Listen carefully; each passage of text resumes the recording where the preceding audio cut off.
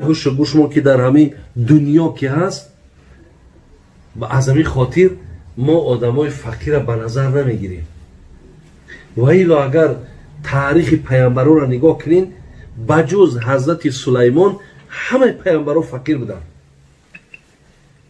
همه پیامبران فقیر بودن و تمام این نفرهایی که حتی در گرد پیامبرها هم جمع شدن و حضرت ها را کمک میکردن همش فقیر بودن. همش به شرایط بودن، به امکانیت بودن.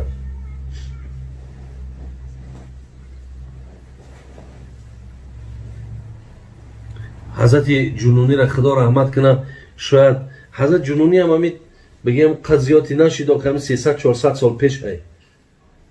چی میگه؟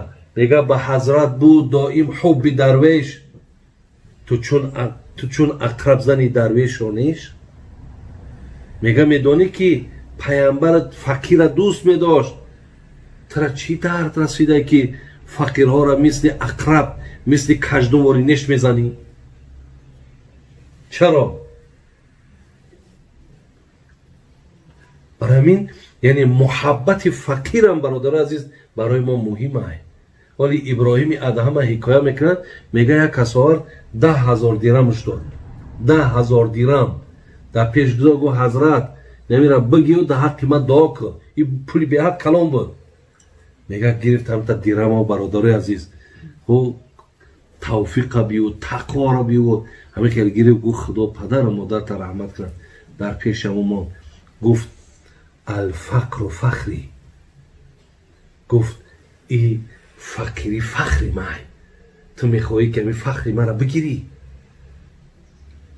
بگی. گفت مال تست خودت. گفت من با همین عنوانی که دارم نام فقیر های من نمیخواهم گفت این فخر ما گفت مقصد بفروشم، نمیخواهم که فخر ما بتم. زیرا پیامبر میگفت که الفقراء یدخلون الجنة قبل الاغنیاء ب500 سنه.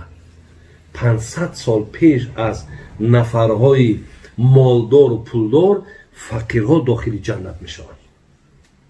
اینها 500 سال بگین در درون جنت حالی معیشت دارن، ولی مالدارای ما در حساب مورد حساب و حساب قرار میگیرن. اصحاب الجد محبوسون. پیامبر میگه هر نفری را که در دنیا ما مال دادیم ما را به حسابات داخل جنت کنه میتونیم. برای همین از فقر برادر عزیز ما کسی را دیدیم فقیر، کسی را دیدیم نادار، تماما به چشمی حقارت نگاه نکنیم. برادر عزیز آدم شناخته نمیشود. این آدمایی که همه خیلی با کم بضاعتن، به شرایطن، لیکن اونها با مرتبه و مقام دارن پیش خداوند.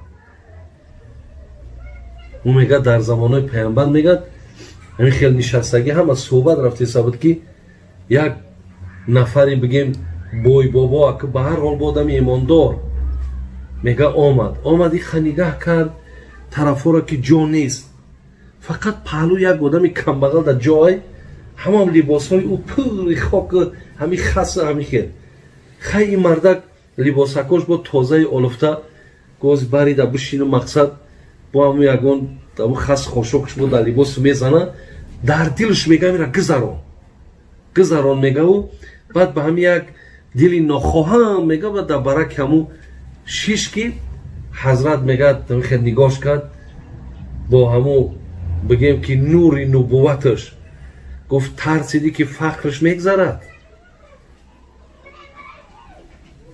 وقتی ای گپ زد میگه مرده که مالدار لرزه گرفت، گفت ترسیدی فقرش میگذرد که جوش کیست؟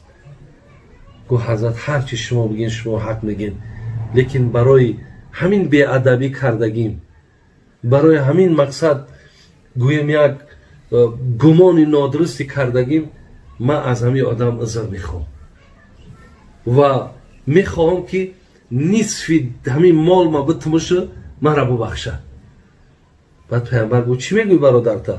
فقیر پرسید. گفت پیامبر نازنین گفت اولا گفت الله بخشیدن را دوست نداره، ما بخشیدیمش. دیمش گفت من در مالش در کار نیست، یکی نگیرم مال شو همین خصلت های من در پیدا شود، من در کار نیست گفت مالش.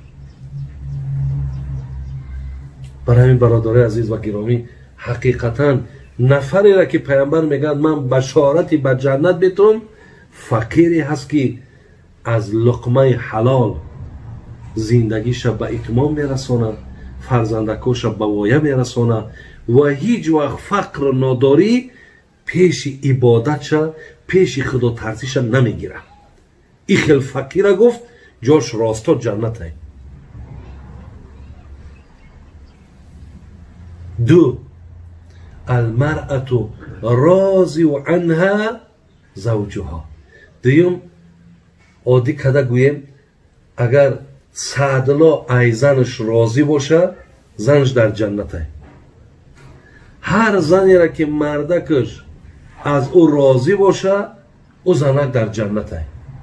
ما حدیث هم داریم از پیامبر نازنینان، ایما امرأتین ماتت و زوجها عنها راضین دخلت الجنه. کدام زنی اگر ای دنیا گذره مردکش پرسن در زندگی چهل بدین بگه الله رحمتش کنه راست جنت میره. میگه راضیگی شوهر، خواهرای عزیز در من مراجعت دارم، راضیگی شوهر نه تنها آخرتت که آباد بشارتش شنیده است، در دنیا هم تو برکت میوی، در دنیا هم تو راحت میبینی. خدای مهربان خدمتگارهایت میتن، فرزندایت میتن که بالای دست میگردانند. اگر به شرطی که تو شوهر از خودت راضی کرده باشی، لیکن اگر شوهر خفه کرده باشی الله مهربان شاید قصاصش هم در آخرت بگیره هم در دنیا فرزندایت میتن که جان به جورت میکنن در عوضی همون بی‌حرمتیات. سیوم والمتصدقه بمهرها. ببین سیمش که نفری که میاد سعدالله خواستگاری میاد، دختران میپرسه که چه خیلیه؟ سعدالله میگه خیر بچه ها که خوبه، بچه ها که نغزه، ای خدا میترسه، نمازاش میخونه، هیچ وقت یکان کارای نادرست حرام نداره، خلاص بچه ها که بادابه.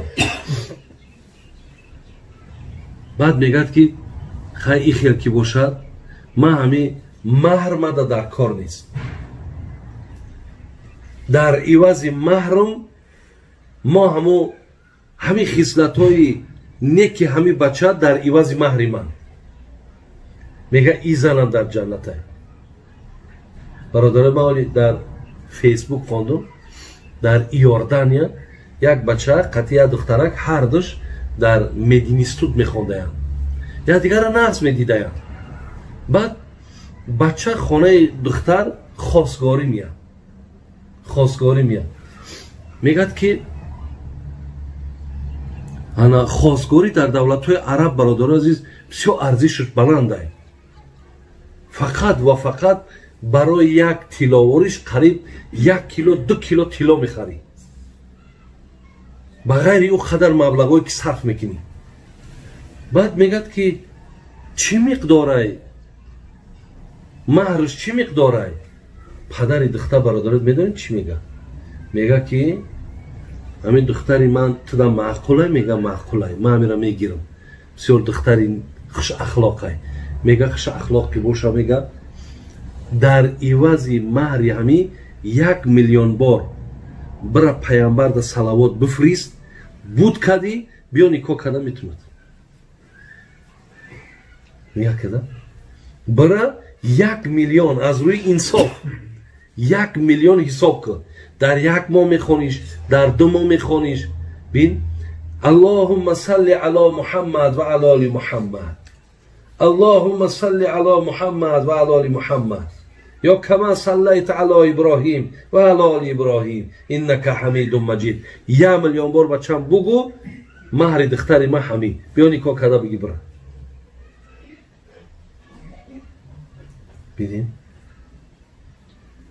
یا رومیسا را قصه میکنن میگه که وقتی بسیار زنی زیبا بوده وقتی همین طلحه میگه با طلحه مرده که زیبا بوده پولدار بوده است وقتی میگه میخواه که رومیسا را میگه در چیش دراره نکاحش بعد میگن که نمیگیره ایتره میگه میبینیم میره پیش رومیسا و همون خالتا دا وقت تیلا دا خالتا بود پیش ده خالتا نقره میپرته های میکنه میگه انا تن نفس تا میبخشی من ده میگه نه یک خالتا دیگه تیلا را میپرته میگه کفایت میکنه میگه نه میگه ای با این مقصد 10 تا زن میگیری تو چی گفتی سر زنی زیبا هم بود مادری انس آخه این طرف انا طلحه هم خودش مرده که بسیار با آبرو با عزت بعد میگه چی میخوای کمه میگه نه من فقط خواهشم همینه که او وقت طلحه ایمان نیاورده بود در عوض مهرم اسلام قبول کن همچون شوهر برای میتون بین طلحه اسلام قبول میکنه و ایرا مقصد بزنی میگیره در عوض مهرهاشون چی چیزهایی را طلب میکردن